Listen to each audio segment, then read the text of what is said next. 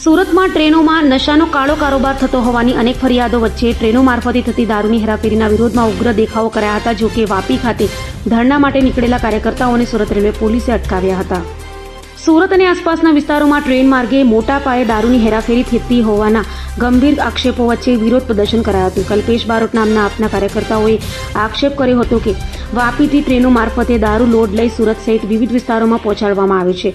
આ મુદ્દે railway police એટલે કે આરપીએફ અને જીઆરપીને પોતાની ફરજનું ભાન કરાવવા માટે વાપી રેલવે સ્ટેશન ખાતે બપોરે 12 થી 1 વાગ્યા સુધી ધરણાનું આયોજન કરવામાં આવ્યું હતું.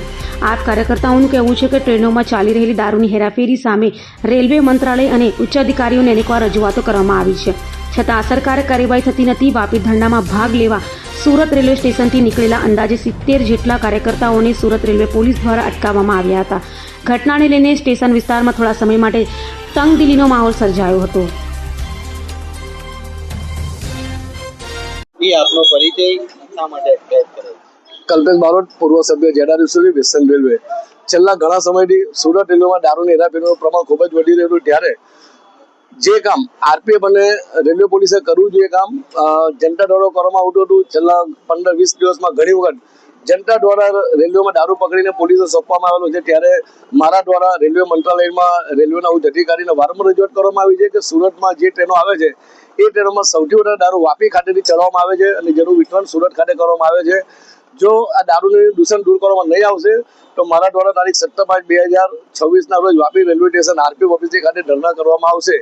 જે રજૂઆત કરવા છતાં પણ કોઈ કાર્યવાહી રેલવે પ્રશાસન તરફથી કરવામાં ન આવતા છેલ્લે ગઈકાલે પણ ઉધના રેલવે સ્ટેશન ખાતે 15-20 પેટીથી વધુ દારૂ મુસાફર દ્વારા પકડીને રેલવે પોલીસે સોંપવામાં આવેલો હતો. ત્યારે અમારા નિર્ધારિત કાર્યક્રમ મુજબ આજ રોજ એમને વાપી રેલવે સ્ટેશન ખાતે જવા માટે રવાના થયેલ, ત્યારે સુરત રેલવે પોલીસ દ્વારા અમારી અટકાયત કરવામાં આવી છે. હાલ મારી સાથે 60-70 જેટલા કાર્યકર્તાઓ છે. બીજા કાર્યકર્તાઓ અમારા વાપી ખાતે પહોંચી ગયા છે, પરંતુ અમારા જે આગેવાન કાર્યકર્તા હતા તેઓને સુરત રેલવે પોલીસ દ્વારા સુરત સ્ટેશન ખાતે ધરપકડ કરવામાં આવી છે. અભય થઈને નિષ્પક્ષતાથી નિરપેક્ષ રીતે વાસ્તવિકતાનો અરીસો રૂપી સચોટ માહિતી લાવતો સત્યની સાથે અભય ટાઈમ્સ.